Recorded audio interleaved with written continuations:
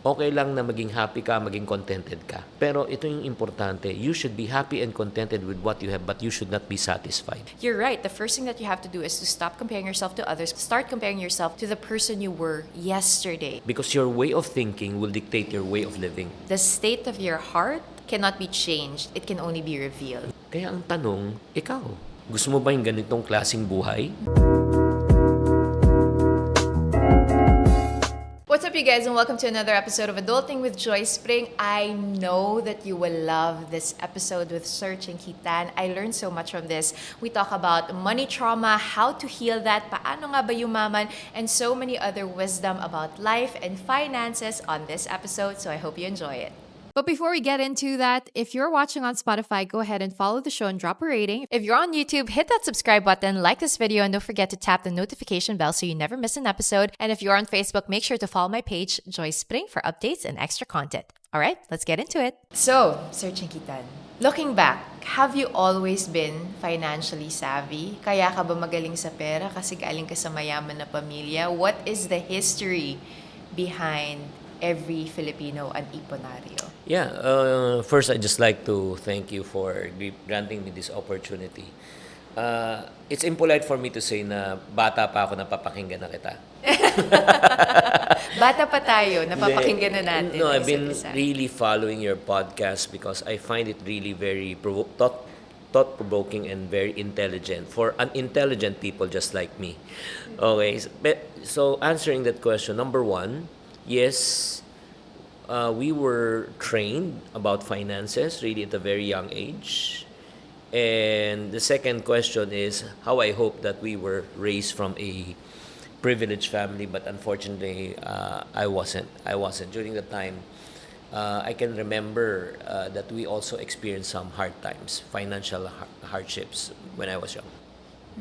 Just listening to your story, I don't believe that unintelligent people applies to you. But let's let that slip for now. But because of that history, would you say na meron kang money wounds, yung tinatawag nila money trauma, that you carried into your adulthood? Yeah, definitely. I experienced a lot of financial wounds or money traumas. Specifically when I was young. That's the reason why I shout out sa mga parents out there. Again, this to tell my story, it's not to, again, disrespect my parents. When I was young, I can still remember my parents. Breakfast, they talk about money. Lunchtime, they talk about money. Dinner time, they talk about money. And bedtime stories, pera pa rin. Talaga ba? Yeah, so nakaka-stress in the sense because, number one, you're helpless. Number two, natatakot ka na o baka umabot sila sa point that they would separate. So, buti na lang hindi. They stuck together. But unfortunately, that was the one that I carried. Even unknowingly, yun nga, that's where I realized wounds, if it's not treated, it won't get healed. Or it get more infected. So, when I got married, I brought it into my marriage. So I made a vow that I will not argue and fight about money because that's how what I experienced. Pero ito yung na-realize ko. Pag nagdi-discuss na kami ng pera ng wife ko, sabi niya, sige, let's discuss about this. Ang SOP na answer ko when we started, sige, ikaw na lang bahala. So I tried to avoid discussion about money. Because my fear, baka umabot kami sa point na hindi kami mag-agree, baka maulit. Pero anong nangyayari? What happens next? Sometimes there are decisions that she makes that is unfavorable. So kung it doesn't work according to plan, doon na kami nag-aaway. Hindi naman nag-aaway, doon kami nagkakaroon ng disagreement. Bakit? Kasi, di ba, sinabi mo ako nang bahala. So parang without me knowing, history is repeating it already itself. In a different way lang. Yes. So, hindi namang as grabe as my parents. Di ba? Pero, yun nga. Nung naintindihan ko that I have to treat the money wounds in my life, that's the time I was set free. So, by the grace of God, yun. Right now, we discuss money, we talk about money. Parang sa akin, hindi na siya stressful. You know, that makes sense because I feel like looking at the body of your work, it's very intentional that you always include your wife, yung Pera ni Mister, Pera ni Mrs., di ba? Or all these other books that you've created or some of the projects that you would make. I always found it interesting that you are probably the only person, motivational speaker I know, that always includes the wife. When they're, like, and I feel like as a wife myself, I felt so seen in that na parang once you become husband and wife kasi you're as one, di ba? Yeah. So it really doesn't make sense for you to bring out or give advice on married finances without really including your wife in the picture. And now that shift, when did that happen? What happened with the healing? Because I feel like a lot of people have money traumas that Yeah. they carry. I certainly had that. Yung akin naman very different in that, yun din, galing ako sa mahirap. And then I built something for myself. And so when I got into my marriage, I was like, this is mine. Like, I don't want to share, well, at least at the beginning of the marriage, right? Yeah. I can't share this with you because what if hindi mo kayang i-handle, di ba?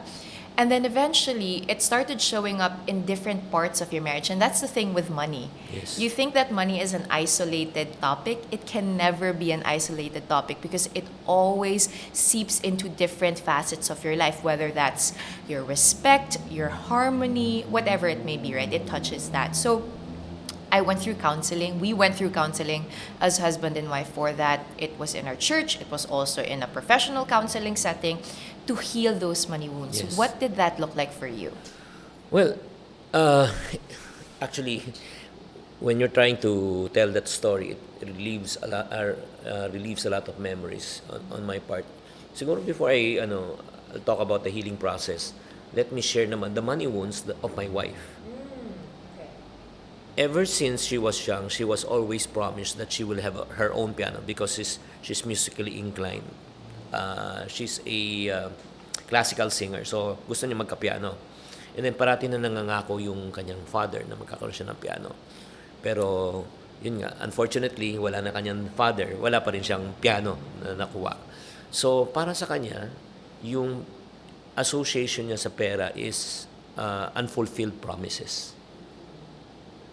And she also brought that to our marriage. That's the reason I cannot understand her. Na tuwing may hingin siya, she will only ask once. Why? Because she doesn't want to set her expectation too high. Pagka hindi na-fulfill yan, hindi siya mababroken hearted or matidisappoint. And that is one thing that parang minsan nakalimutan ko lang. Tapos masama na loob niya. Sabi ko, anong problema mo? And then, yun, nung diniscuss na namin yung part na yun, that's the time yun nga, we process it and we understand it. And then she was healed of that also.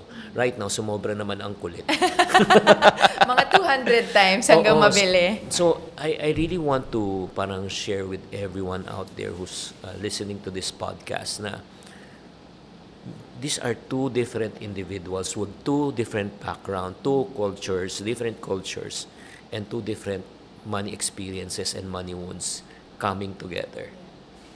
So, kung hindi nyo inayos to, ito yung magiging isang major concerns with both of you. So, how did we fix it? So, again, just like what you said, if we can fix it on our own, matagal na namin naayos yan. Diba? Parang ano yan eh. We also sought third party and then to help us in terms of ironing out. Parang ano lang yan eh, yung issue, di ba, na I'm sure may mga taong lumapit na sa'yo at humingi ng payo. At nabigyan mo ng payo. Tama?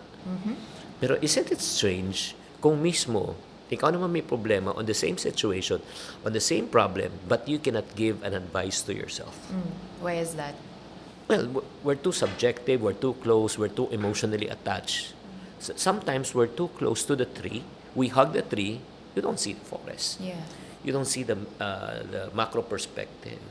So likewise, yun yung nararamdaman ko na kaya no man is an island. We need really people, outsiders who can really take a look from an outside perspective and tell us immediately kung ano yung mga areas of improvement or probably stumbling blocks that can really prevent us from achieving our potential in life. And I think that we have to remove that stigma of if you ask for help, it means that you're helpless. That's not the case. The moment that you ask for help is actually the first step to being a victor over your Exactly. situation. Yeah. And I think that's a huge stigma, especially in the Philippines, where, pag nag-therapy ka, pag nag-couples counseling kayo, pag humingi ka ng financial advice sa financial expert talaga, ibig sabihin may problema ka sa pera or may problema ka sa marriage. Well, that's not the case, right? You go to the doctor not only when you're sick, but also if you want to get better. And most of the fine-tuning that we have in our lives only happen when, as you said, we're able to see the forest and Yeah. not just focus on the tree. Exactly. Some people kasi subscribe to the idea that experience is the best teacher.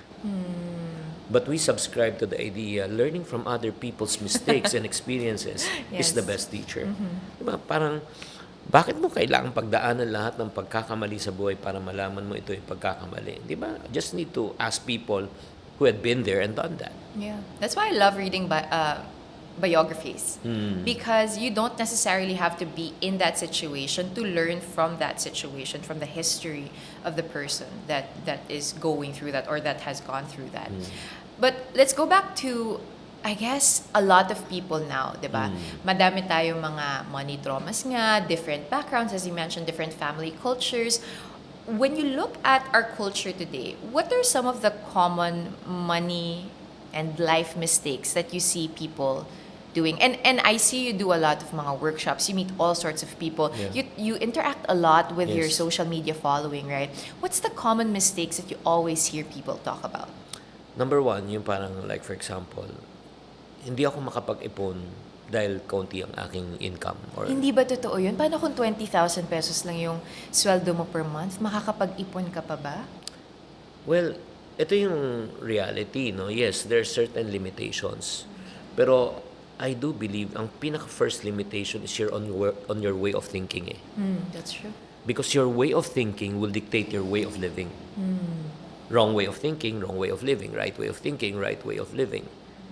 So, ang tatanungin mo ng sarili mo is tama ba yung paniniwala ko? Tama ba yung ginagawa ko? Yeah. Paano malaman na tama? Based on results. If you're happy with the results that you are experiencing in your life, it will say, tama yung pananaw mo, tama yung ginagawa mo. But if you are unhappy, dissatisfied with the results that you have right now, probably there's something wrong with your belief system and there's something wrong with what you're doing. Or like for example, isn't it strange? Ito para sa lahat, no? Yung pinakaunang income ng karamihan ng tao, syempre maliit siya. Yeah. Himala, nung maliit ang kita, napagkakasya, minsan may sobra pa.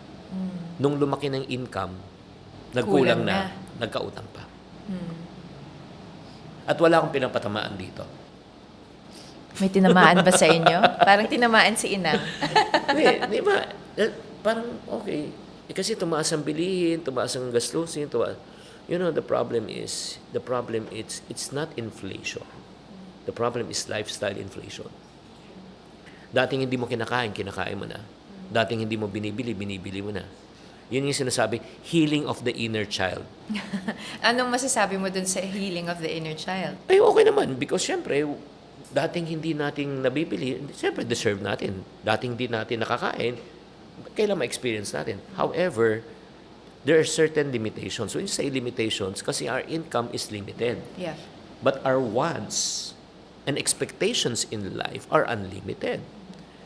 So, parang ang point lang, we should learn how to manage our finance instead of finance dictating how we should live our life.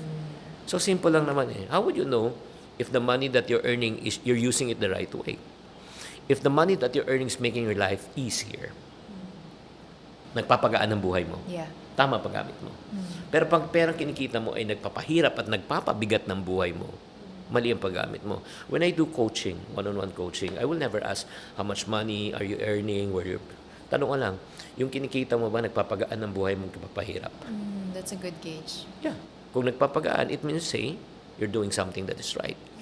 If it's making your life more challenging, difficult, stressful, probably you're doing something that is wrong.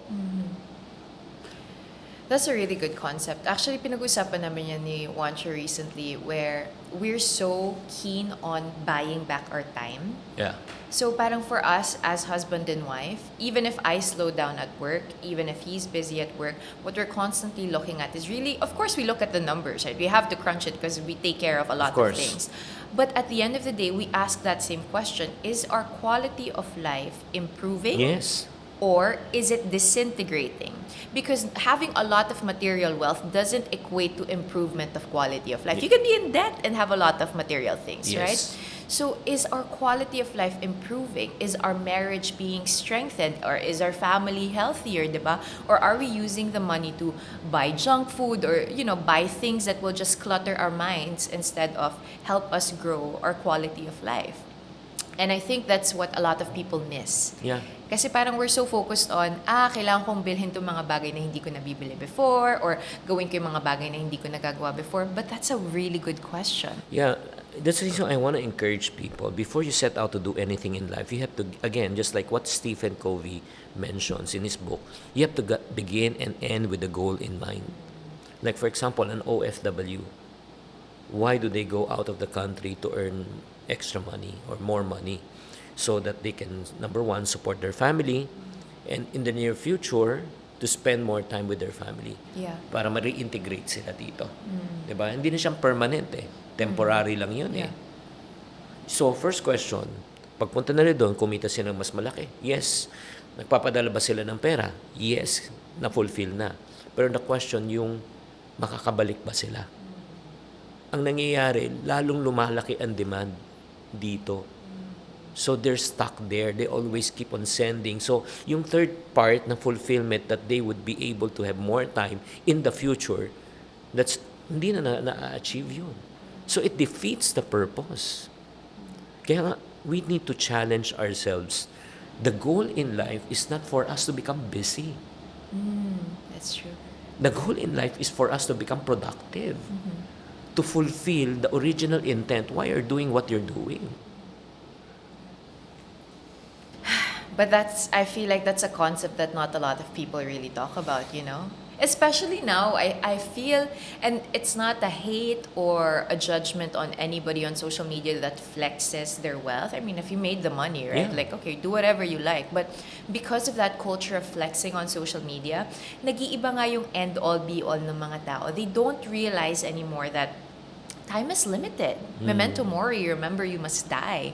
Like, so what you're looking at is not really how much money you can really make, but how much time you're able to buy back for yourself so that you can do things that you love and spend time with the people that you love. Because at the end of the day, that's really all that matters. Yeah, exactly. As I also encounter a lot of successful people, and we're talking about people making billions. Pakilala mo naman kami, Sir Chinkee. Baka maambunan kami ng wisdom nila about money. Then not only that, yun is what I've realized. But no billionaire on his dying bed will ever say, I wish I spend more time at work. I wish I spend more time with my business associate. Majority of them will always say, I wish I'd spend more time with my family. And that's the reason why, again, I love what I'm doing. But the reason why I'm doing what I'm doing is because of my family. And I can never lose focus of that. That's the reason why for over 26 years of being married, we never miss a date night once a week. No, because the reason why we had that excitement, that spark, niligawan ko siya eh. And then nung kinasal na kami, wala na yung ligaw factor. Diba? Parang ang nangyayari na lang kayo, parang ano na lang kayo, housemate. Diba? Hindi na yung lovers yung ano nyo eh. So, by the grace of God, somebody taught us that you should maintain your date night. So, we always look forward. Every Monday night or once a week, we go out on a date. Yeah. Just the two of us. No kids, nothing. Iba pa yung family day. So, kaya nga, for me, no amount of success in business, in society, in career, in profession, in ministry can compensate for failure in the family. That's my philosophy. So, I really treasure talaga yung original intent. Bakit ako nagtatrabaho? Hindi para makilala, kumita ng maraming pera, Yeah. 'di ba? That's nice, pero ang original intent is para makasama at magkaroon ng more time with family. Yeah. And I think when I look at your life, Sir Chinkee, just as an outsider, no, and anybody else that I look up to who is successful, financially stable, who is flourishing in their careers and in their lives, I always see the same pattern, which is they know what their priorities are. They know what their big why, their big purpose is, and they stick to that. So all of their decision making, whether it's in business or in their personal life, it's always tied to who do I value, what do I want to achieve, Yes. and what really matters to me. Yes. Kasi if not, you're constantly being blown by the wind on like decision making, 'di ba? Yun yung times na i-forsake mo yung integrity mo because your goal is not big enough. But if you're tethered to something big, sabi nga ni Tony Robbins, 'di ba? That pull motivation Yeah. is stronger than constantly pushing yourself to do something good or right for your goals. Yeah. But I wanted to ask you, there are a lot of people kasi na they come from a difficult background, they have challenges in their marriage, or they make money, and they always have this mindset of, hanggang dito na lang ako, Sir Chinkee. Like, bakit mo ko pinipilit na magkaroon ng big why, ng bigger purpose, to have this bigger mindset? Yeah. But this is all that I am, this is all that I have, and this is all that I'll ever be. How do you break away from that kind of limited mindset?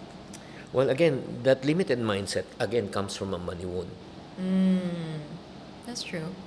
Probably you're not aware na sinabi sa'yo nung bata ka, di ba? Di ba? Huwag kang tumakbo, baka matapa ka. Huwag kang makyat, baka mahulog. Huwag kang mangarap, baka maabot mo yan. Di ba? Parang may, di ba? Parang may pumipigil sa atin. And sabihan ka na, when you were young, you were a failure, bobo ka, hindi mo alam. Or mahirap lang tayo Huwag kang oo. mag-isip ng ganyan. So, in order for you to really break free from that, number one, again, you have to acknowledge that you have issues. You have money issues talaga. Just like what you mentioned right from the start of this podcast. If you don't acknowledge that you have a problem, you cannot solve the problem. If you don't acknowledge that you are not sick, you cannot get healed. If you do not acknowledge that you have long hair, you need a barber to cut your hair. Hindi maayos yan. So once you acknowledge what's next, so number two, you got to accept. Diba? Admit and accept that you need help. Yeah. And talking about that, in order to make people realize, I have a simple way of presenting it. Because in our income, there are 5 levels of income. Yes, okay, I go back to the idea, yes, okay lang na maging happy ka, maging contented ka. Diba? Pero ito yung importante, you should be happy and contented with what you have, but you should not be satisfied. Oh, that's a good one. I'm happy and contented that I'm eating even once a day kesa wala ako makain. I'm happy and contented that I have money to commute. Diba? I'm happy and contented I'm living in a small place kesa I live off the street. But I should not be satisfied. I'm happy and contented that I'm eating once a day, but there will come a time that I will eat 3 times a day. I'm happy and contented na may pamasahe ko, pero darating ang panahon, magkakaroon akong sarili kong sasakyan. I'm happy and contented I'm living in a small house, but there will come a day that I will own my own house. Because the good days are not behind us, but the good days are ahead of us. So the way I present it to people, okay, there are 5 levels of income, level 1, 2, 3, 4, and 5. Level 1, day to day. Level 2, week to week. Level 3, month to month. Level 4, year to year. When you say year to year, you have 1 year of your emergency fund stacked up already. And level 5, decades to decades. 10 years, 20 years. That's the reason why the Ayalas never sold their property at Ayala Avenue. It's always on lease for 50 years. You build a building, and the contract states once it lapses, you have choice to renew or not. If you renew, you continue to own the building. But if you don't want to renew, you have to return the property with the building. Oh, That's part of the wow. contract.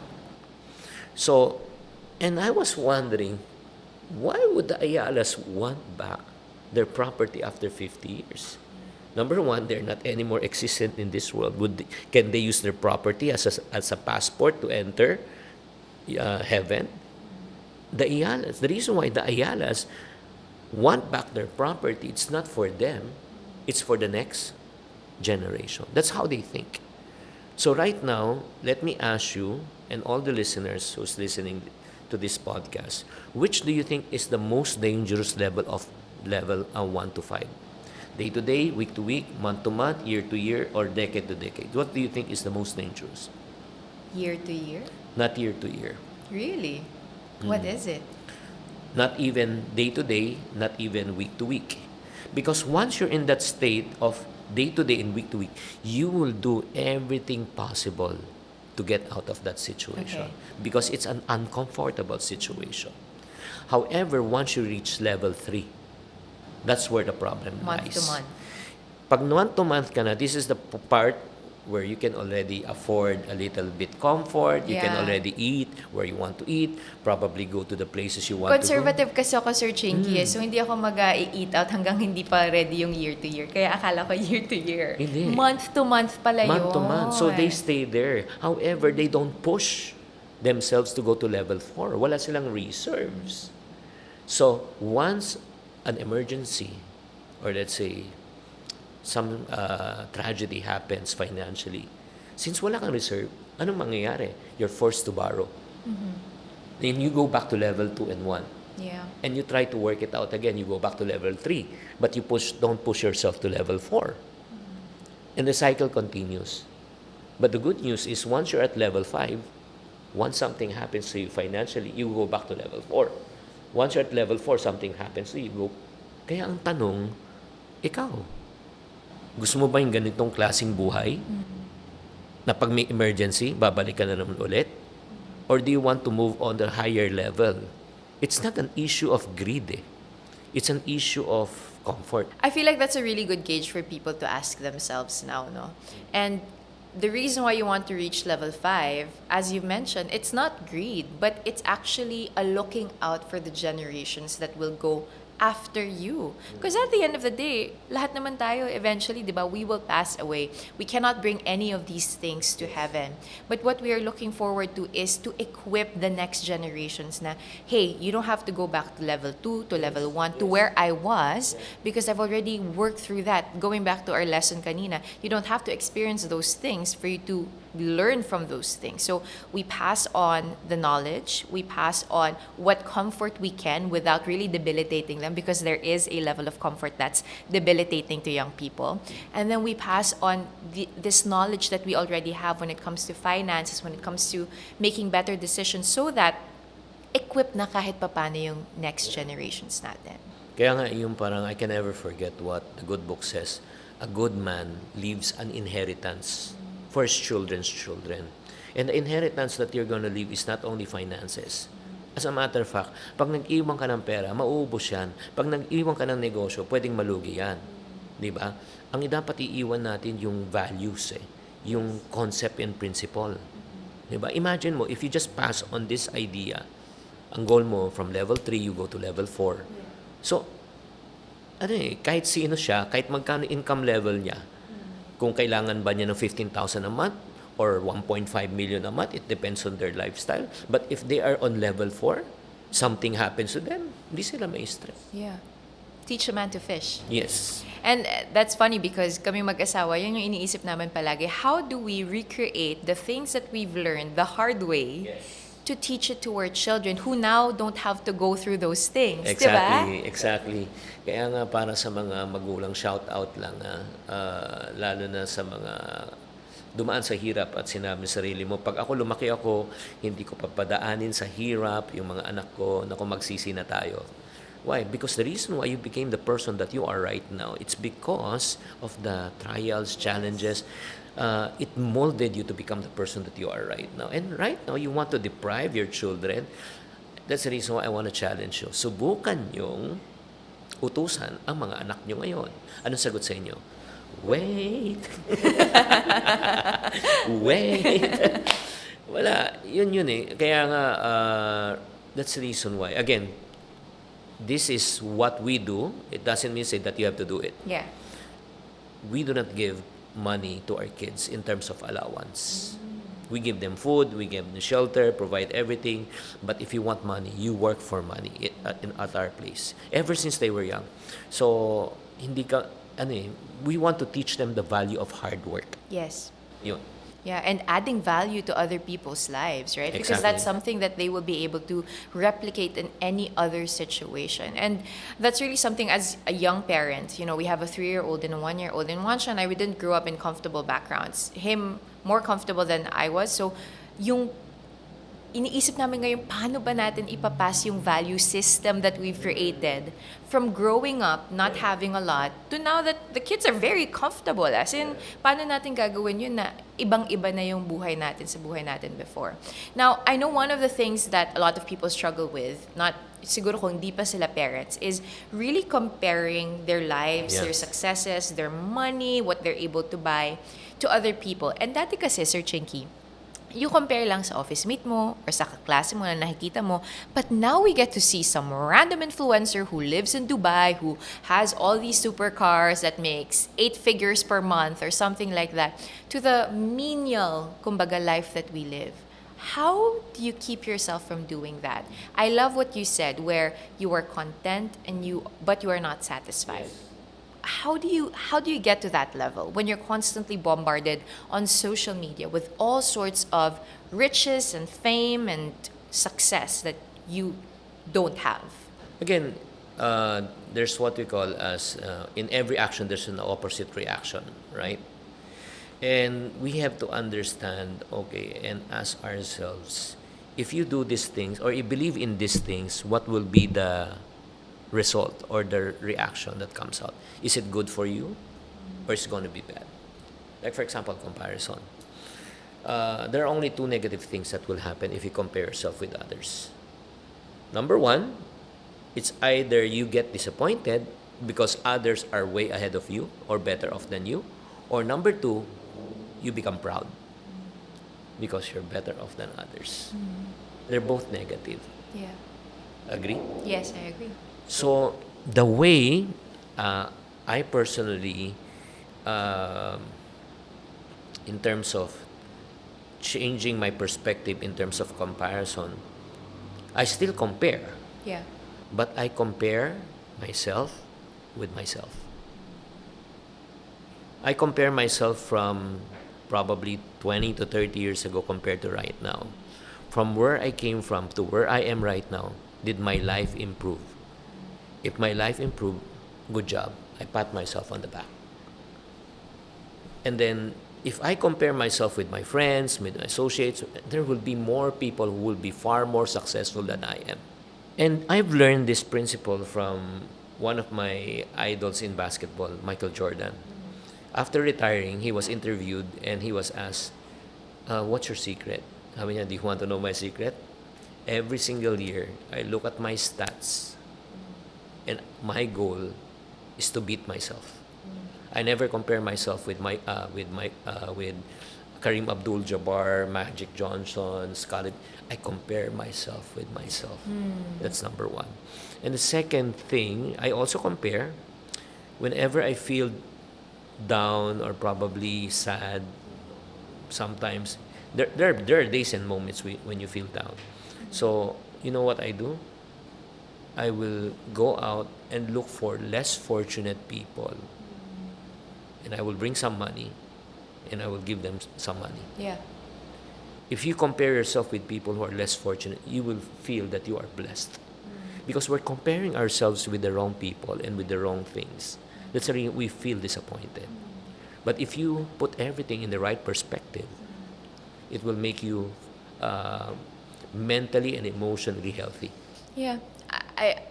Just listening to you tell that story, I remember being a teenager, and one of the first books that I read was Andrew Matthews' Being Happy. It's a very old self-help book, kumbaga. And one of the things that he writes there is stop comparing yourself to other people because there will always be somebody who's prettier than you, more successful. Like maybe you'll be prettier, more successful than this one person, but like if you look at the world, there will always be people who are better than you in one shape or form. And you're right, the first thing that you have to do is to stop comparing yourself to others, but start comparing yourself to the person you were yesterday. Yes. Are you becoming Yes. better? Are you growing? Yes. Are you getting closer to your goal rather than away from it. And the second thing is that level of gratitude that it takes to count your blessings and then share it with others. That's what will put things into perspective for you. Because most of the time, the reason why we're disappointed and why we start having pride or anger by comparing ourselves to others is because we're constantly looking inward. We're just looking at ourselves. But when you start looking outward, looking at other people, how can I bless others? How can I love on others? How can I share with others? Then yung attitude natin changes eh. And those are the two powerful things that you can do to stop comparing yourself to the things out there. Yeah. Yeah. All right. Well, I feel like a lot of people have this question. In-include nila sa ating outline for today. Paano nga ba yumaman, Sir Chinkee? Ang big question ng Yeah. lahat ng tao sa studio today. Anong sikreto? No, I always tell people, parang sinasabi niya, ay ano lang yan, motivation lang yan. I always tell people, ang pagyaman ng isang tao ay nag-uumpisa kung paano siya mag-isip. On your way of thinking. To prove my point, okay, most people or some people might say, okay, the reason why I cannot start my own business because I don't have what? Money. I don't have capital. Okay, if that is your issue, ganito na lang. Bigyan natin ng 1 million pesos ang isang taong walang kaalam-alam. Diba?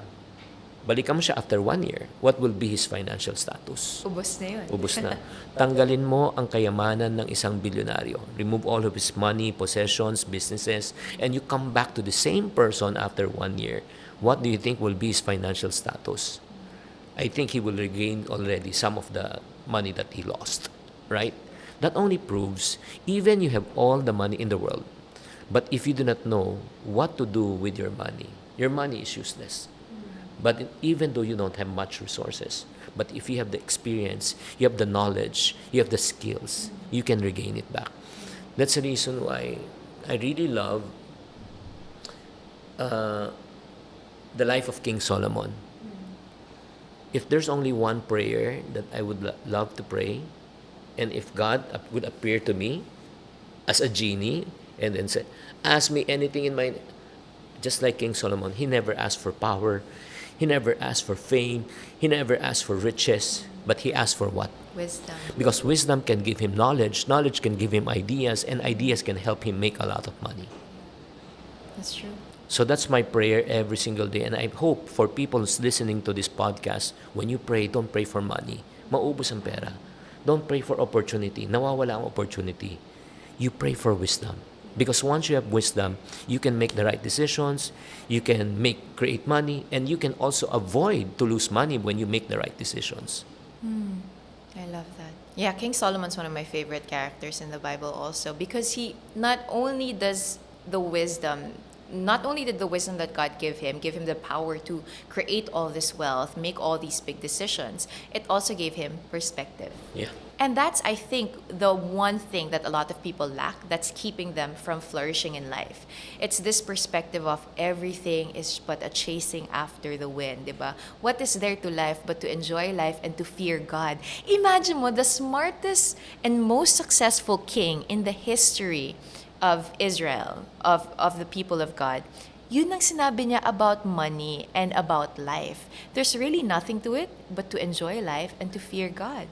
You know, the first time, actually, it's funny that you brought this up because the first time I read that, when I read that, I didn't have much. And my reaction was, you can say that because you have everything in life.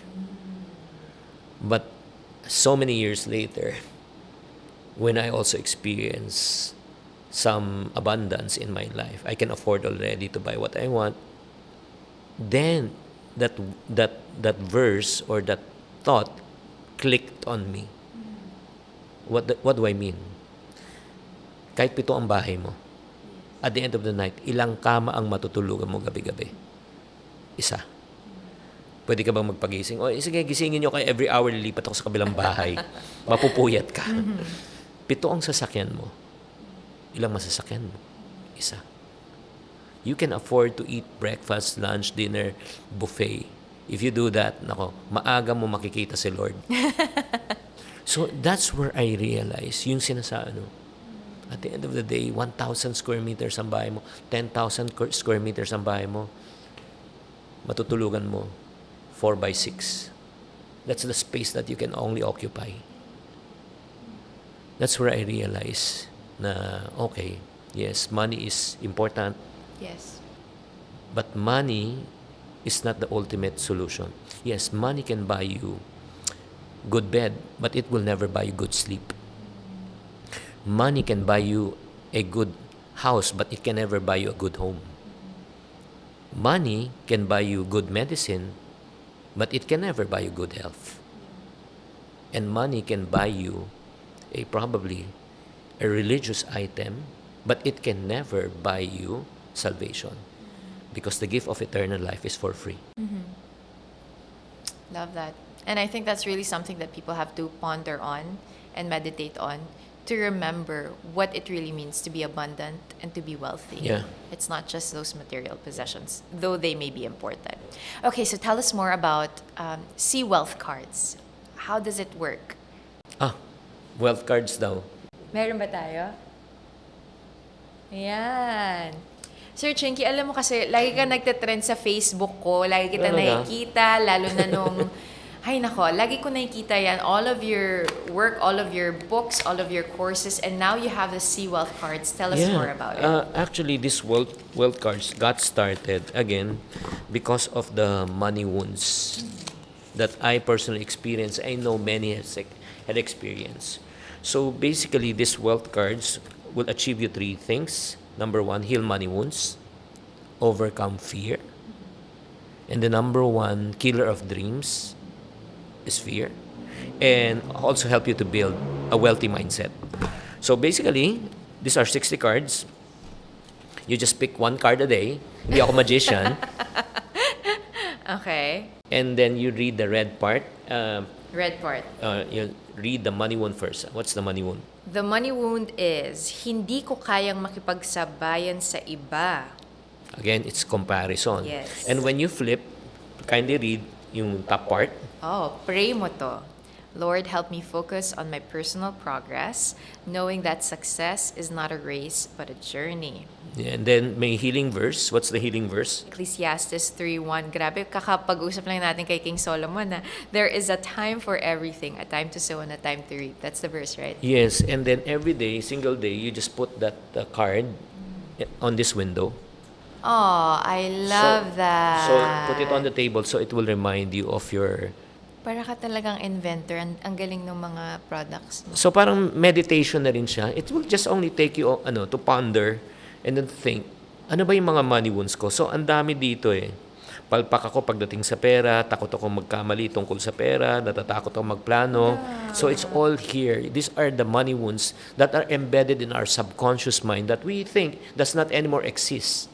Yeah, or we don't even know that they exist, right? So And then magugulat ka na lang pagka-pick mo, oh, ako to ah. Diba? Exactly. Yeah. And I think this is so powerful. You know, guys, it's not just money, right? Like, because people think, why are you talking so much about money? Mukha namang pera tong mga to.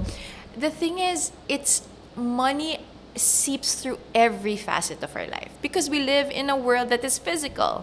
We are not just in a metaphysical world. So, yung mga belief systems natin about money, it actually reveals to us other unhealed traumas and wounds that we currently carry. Yeah, you just mentioned, you just hit the nail, the head on, the nail? How do you say that? You just hit the nail on the head. Yeah. My question to everyone's listening right now, and even to Joyce, do you believe that money can change a person? Yes. Power can change a person. Fame can change a person. This may be controversial. Baka mag-trending ako by saying this. Ganyan kami dito sa Adulting with Joyce Pring. Laging trending. Money, power, and fame can never change a person. But it can sure reveal a person. Ang pera, hindi kayang baguhin ng tao. Ang kapangyarihan, hindi kayang baguhin ng tao. Katanyagan, hindi kayang baguhin ng tao. Pero pwedeng ilabas That's true. ang tunay niyang pagkatao. Without people knowing, natatakot ako, baka yumaman, baka yumabang ako. ang tanong, ano ba yung state ng puso mo right from the start? Sa isang taong matulungin, kahit walang pera, magbibigay ng oras at serbisyo. Kung magkapera, magbibigay yan kahit maliit.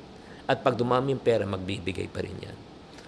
Para sa isang tao nagsasabi, taka na lang ako tutulong pag ako nagkaroon ng pera, pero kahit sa maliit, hindi siya tumutulong, huwag kang aasa, kahit na lumaki yan, hindi pa rin tutulong yan.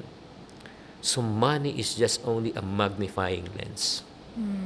That's so true. I love that. That is such an eye-opener for me. And I feel like that could be, again, it's the theme of this entire podcast, right?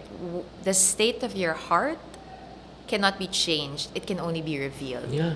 So the state of your heart constantly shows up in different Yes. aspects of your life. Kaya nga, I just want to encourage people to have a healthy perspective about money. Whether we like it or not. Again, money is not the end goal. But the question is, what can money give you? Yeah. For me, the reason why I want to be financially free is because I want to have more time with my family. And then, not only that, I want to be able to provide for my family. And that's the reason why I want to encourage people to make more, to earn more. It's not for them to become greedy, but for them to become generous. Yeah, to bless more people. Exactly, because the real purpose of blessing, the reason why God wants to bless you and me, so that we can become a blessing to others. To become channels of Yes. blessings. Yeah. You can never give what you do not have.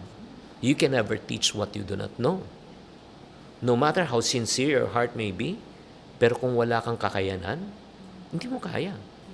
Kung hindi mo alam, hindi mo kayang ituro. I love that. Grabe. Wisdom and truth bombs throughout. Okay, last fast facts naman tayo, Sir Chinkee, before we finally wrap up. Mabilisan lang to. Go. Fastest answer that you can give. Rent or buy a house? Nako, fastest. Depends. Depends, okay. Oo. Pagka nag-uumpisa, kailangan ko ng pera for business, I will rent. Okay. Depending on your situation. Pero pag may pera na ako, sobra-sobra na ako, I will buy. Okay, nice. Credit card, smart or debt trap? Depends. Depends pa rin. Oo. Kasi how would you know again if you're using the credit card in the right way? If the credit card is making your life easier, Yes. you're using it the right way. If it's making your life harder, more stressful, Nababaon ka bugsaw- sa utang. you're using it the wrong way. Okay. Crypto, future or fad? Future. That's what I can say. Save first or invest first? What can you invest if you don't have money that's saved? I love that. Luxury items, investment or a waste? Depends. If you can sell, you can make profit. Like for example, you buy bags, watches, but you are a collector and then you're good at it, it's an investment. Side hustles, wealth booster or extra stress? Again, Side hustles. Yes. Wealth booster or wealth- extra stress? Wealth boosters. Because nowadays, you cannot afford to have only one source of income. Investing in yourself, smart or overrated? Smart. Very, very smart. Because you cannot, the reason why some people are not successful because they do not know how to become successful. I love that. Retirement, save now or enjoy life? Save now and then enjoy later. You spend now and you become pulubi later. And I think that's the best way to end this episode of Adulting with Joyce Pring. Sir Chinkee, maraming salamat. Maraming salamat din. Thank you for being on the podcast. I learned so much. I always learn so much. I believe and I know that the work that you do is so, so important. You've inspired millions of people. You've helped millions of people. And I'm just so blessed to see you face to face. Thank you very much, Joyce. And thank you for this opportunity. I just like to thank again all the followers of Joyce Pring. At the same time, I've been also following her. Awesome.